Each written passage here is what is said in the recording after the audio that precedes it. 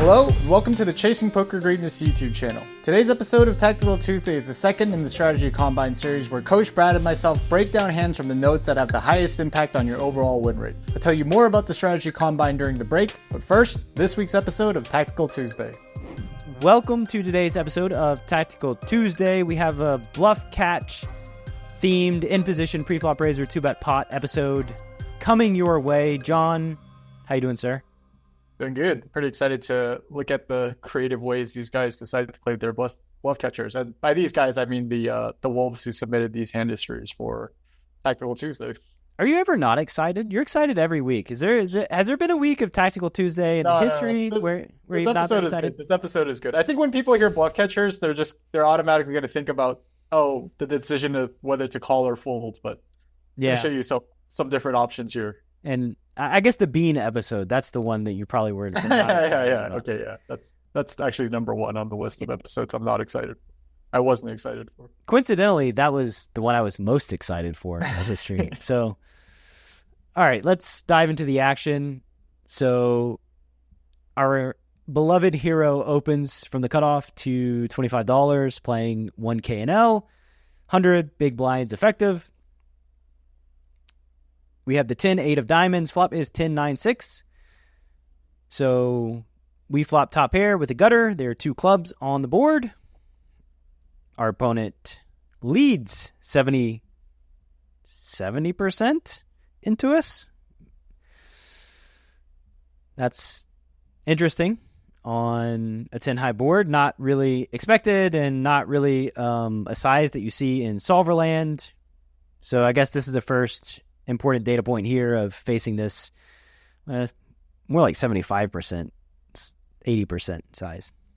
Yeah, it's really unexpected for sure. I mean, it's not, the big blind having a donking range is, not completely shocking, but it is shocking on 10-9-6, right? If we saw this happen on a much lower, connected board texture, we wouldn't be that surprised. I think the size is also quite interesting, right? Like usually when we see donks on the appropriate board textures, it's for a size that's usually much smaller than this. So not really sure how to interpret this. Just in a one-off hand situation, like maybe this is a player that had some, crazy donking strategy out of the big blind, but without any type of information like that, just gotta click call with top pair and a gut shot and see what happens on the turn. Yeah. Hopefully. Kind of hoping he doesn't bet huge on the turn again, unless I hit a 7. Call and hope for the best. Already a little uncomfortable, not going to lie. Yeah, and I think like turn actions are where things get a little bit more well-defined. So on the flop, top pair, gut shot, not strong enough to raise, obviously way too strong to fold, so call becomes our only option. Turn is a jack, so now we have an open-ender, and our opponent overbets Jack 10-9-6. That's a pretty scary looking bet. They bet 190 into 133. So, any thoughts here? At this point, they're just saying they have 7-8, right? Like maybe they have Jack 10. Maybe they could have a set of sixes. Yeah, okay. If like set of sixes, I think is like the other hand category that makes sense. But yeah, hands like pocket 10s, Jack 10 suited are likely just going to be 3-betting pre-flop. Maybe 9s can mix between 3-bet and just calling. A lot of king queen suited and king queen off gets 3-bet as well in this situation too. So that's right. Kind of like 10s gets 3-bet, 9s gets 3-bet. Like there's a lot of removal to their nutted hands based on the board. So this is like it's a scary size on a scary board with a range that shouldn't have a lot of top end value, which is even 7-8 suited, right? Should probably be doing a bunch of 3-bet generally. Yeah. Open. So that's sort of the hands that they're saying that they have, but I just don't. It's really hard to see how they have those hands as long as they're 3-betting a reasonable range pre-flop. Maybe Queen 8 is. Yeah, that one would make sense. It's a double gut shot on the flop. Yeah. Okay. Having an 8 is nice though, blocking 7-8 and Queen 8 and those types of hands. So are we just gonna land on call and see what happens here? Is that the Yeah, I mean, there's like the story is not adding up. Plus, we have a good blocker. Plus, we have, hopefully we have some equity versus their donk range, given that we have an open ender and a pair. Maybe in some crazy world, we actually just have the best hand here, and the river could even go check, and we just win versus ace seven of clubs or something. or So the not river? gonna fold yet. Yeah, the river could be a flush completer, and they could check, and like we could jam and like have some bluffs on flush completers, which would also be nice. But yeah, I'm scared. I'm very nervous here, and if the wolf would have just folded the turn, I would not have faulted them for just folding the turn. I don't think I would probably just be inclined to fold because this is so inhuman, so just weird that I wouldn't know exactly what to make of it. And I recognize I've got every king queen, I've got every 7-8, I've got every set, and may not need to continue with 10-8. So like my preference would be to fold, but I can also see the argument for calling the turn and seeing what happens on the river. Yeah, this guy's a battler, so he calls the turn, and yeah, I know I think the argument for calling the turn is definitely there. It's like, okay, I'm scared of what you're saying you have, but I also can't see how you have what you're saying you have on the turn. So anyways, king of spades river. Now we have like the upper four liner. Yeah, and villain bets a third. So, okay. Now villain sizes down. The king demotes two pair, demotes sets. I think that hero just has the jam on the king. I don't really see much other option. Hard for villain to imagine that hero has a lot of bluffs at this stage of the hand. Hero can have queen 10, hero can have queen jack, hero can probably have like ace queen, at least ace queen of clubs. Naked queen x of clubs. Naked queen x of clubs. So yeah, I think that like once hero gets here, their really only option is to jam and turn a pair plus straight draw into a bluff. How would you advise someone who gets to this type of spot and thinks to themselves, well, I have a bluff catcher, and they find a hard time finding the jam option or the raise option, and are kind of just stuck in between thinking about calling and folding, and hoping they have enough flush draws or missed gut shots or something like that. Like how would you advise someone to start seeing the raise door? It's hard. It's really a difficult thing to see in game. And I think that how I would advise them would be to say, okay, so like, ask yourself the first question of like, do you have raises on this river? Right. And that the answer to that question is inevitably yes. You're going to have some value that is queen X. And so the follow-up question is like, okay, so then like what hands become your decent bluff candidates? And that's going to be these types of hands, like the 10-8s, the 6-7s, the pocket 7s, the pocket 8s, the 8-9s, maybe like the ace 10s on the river. But you're going to almost certainly need some kind of pair. Maybe you could have like ace 7 of clubs, ace 8 of clubs, and decide to rip it with those. But I mean, if you have nutted hands that you jam with, you inevitably will need weaker hands to jam with as well. And so these are the categories of hands that you make it to the river with that you are able to bluff with. And so they become the prime candidates in which to raise the river instead of bluff catch.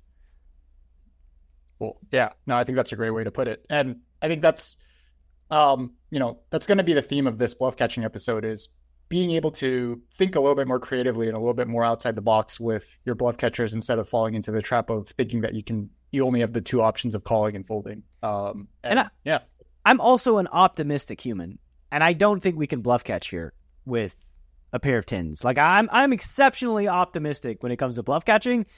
This situation just does not feel like we're going to have 20+% equity when we face a third after facing villain's previous actions. So like, I guess that's another key piece to my thought process is, can I bluff catch the river profitably? Do I know I can bluff catch the river profitably? I don't know that. I don't think I can.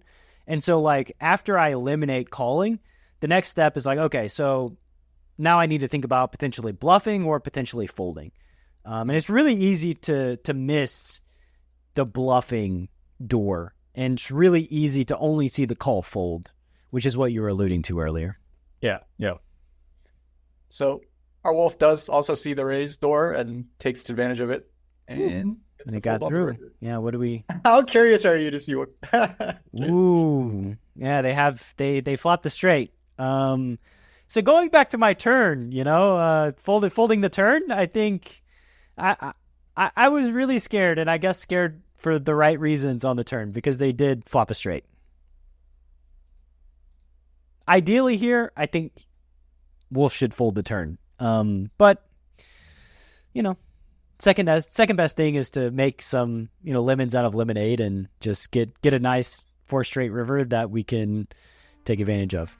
As promised in the intro, here's a closer look at the CPG Strategy Combine. The Strategy Combine is a database analysis tool that will allow you to analyze your game like a professional, identify where you're crushing and where your game needs work, compare yourself at every major node to the best players in the CPG Wolves CFP, see how you stack up versus the top players on our high-stakes team, create an improvement plan based on the specific nodes that most urgently need your attention.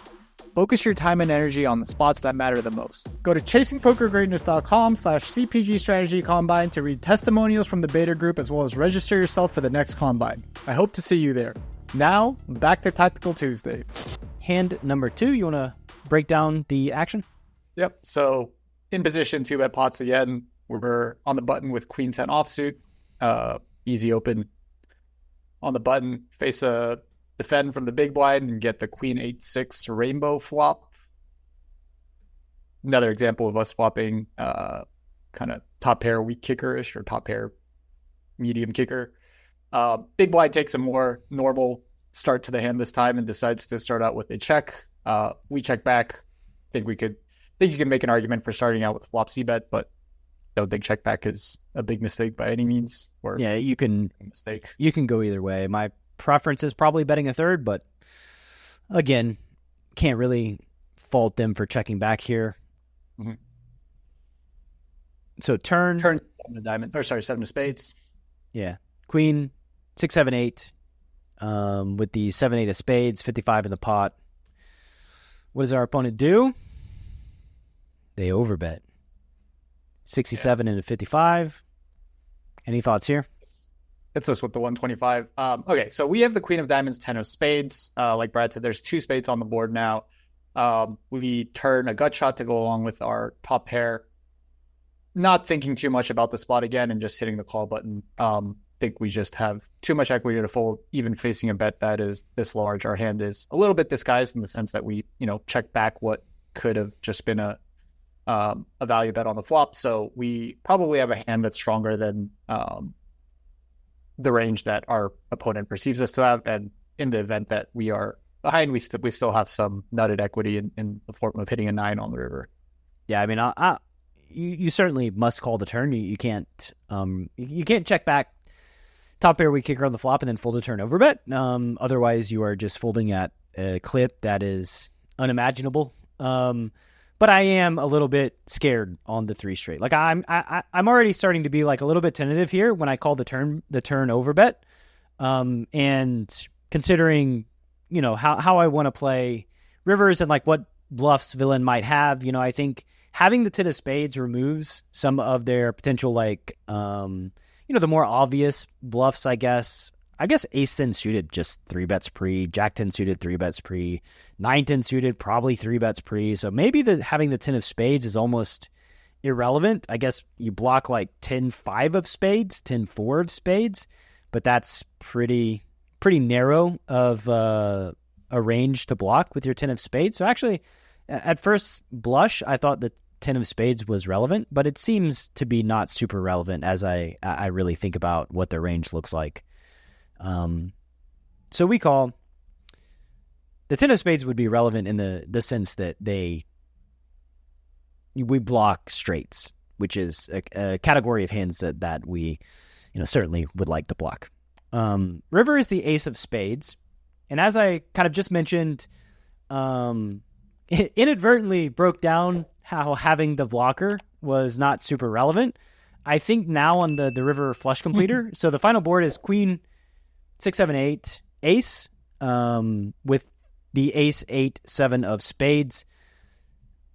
Villain bets like 80%ish, something like that. Yeah. 140 into 189. And now we're at an important decision point in this hand where, do we bluff catch? Do we fold? Do we jam? What do we do? What are your thoughts, John?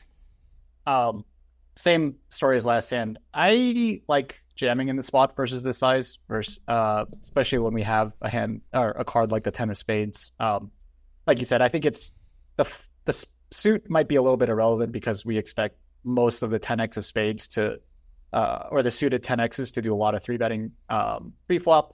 But it is relevant in the sense that we do block 10-9 offsuit on the turn, a hand that's probably not going to get 3-bet pre-flop. And now, more importantly, we block flushes.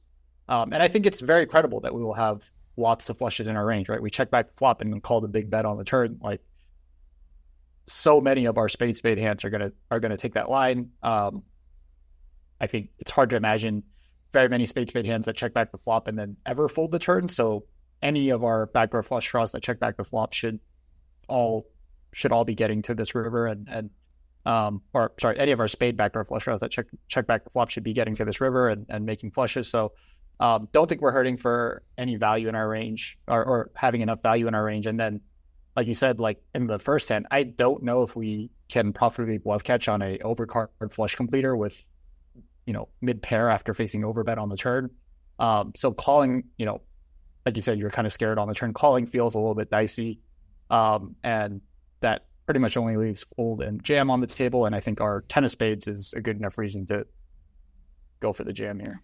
I think this spot is a little bit different than the last hand, where I could imagine villain having like king 9. I can imagine them having jack 10. I can imagine them having jack 9. All hands that I think could take this path of overbet and then big bet on the flush completer. So I think villain does have a fair amount of natural bluffs with those hands. So in this spot, like, while I think jam is certainly on the table, especially because of the reduction of flushes that they have, which, again, if we go through it, like, a lot of their flushes 3-bet pre. So flushes that they have in range are going to be like king deuce of spades, king 3 of spades, king 4 of spades, king 5 of spades. King 6 of spades probably doesn't overbet the turn when they have bottom pair. King 9 of spades, sometimes 3-bet, sometimes flatted. So king 9 of spades can be there. Then all the suited broadways typically 3-bet pre. 4-5 of spades can be 3-bet pre. I guess they can have like 5-3 of spades. So there's probably 10 to 15 combos of flushes that they can have on the river here. I don't know. We're not getting a great price to bluff either. We need them to fold like 75% of their range. So like basically we need to fold out everything that's not a flush every single time. So our price to bluff here is quite bad if we jam. I wonder if we can I think we probably just have to jam. Better safe than sorry. Yeah. Well, it's hard to split our range here credibly and have like the not all in size. Like raising to like 600 is kind of just. I think maybe you could click it to like 300 and probably fold out like a bunch of 2-pair and generate more than 50% fold equity.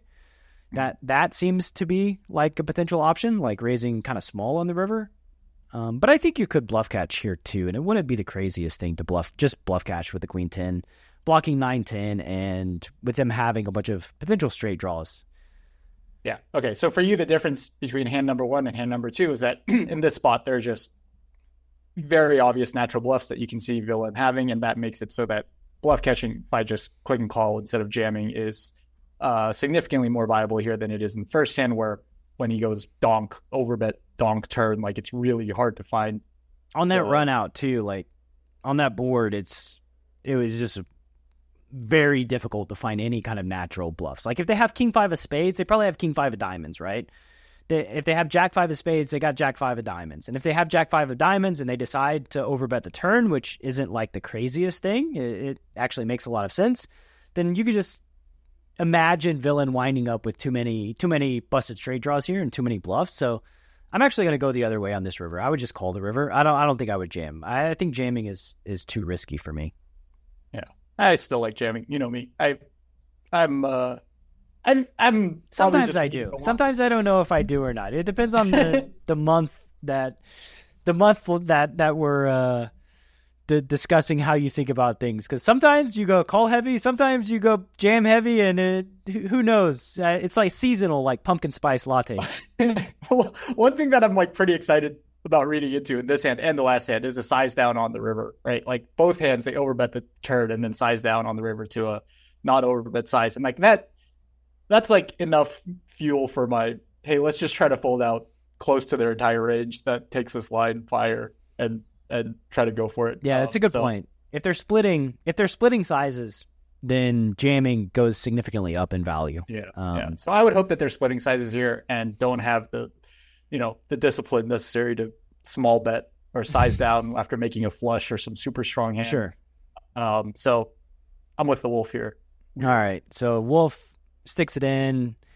Villain folds, surprise, surprise, and I'm probably gonna look silly. And let's see what they fold. 9-5. So they folded a 9 high straight, 9-5 diamonds. They turn a straight.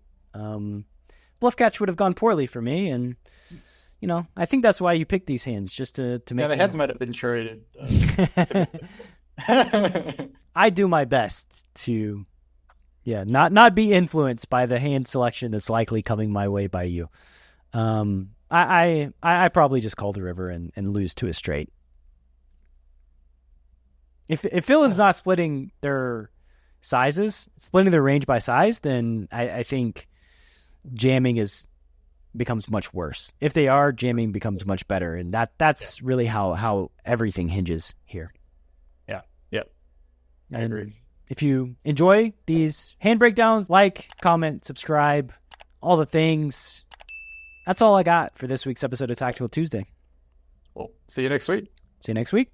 This is Tactical Tuesday on Chasing Poker Greatness with your hosts, Brad Wilson and John Chai.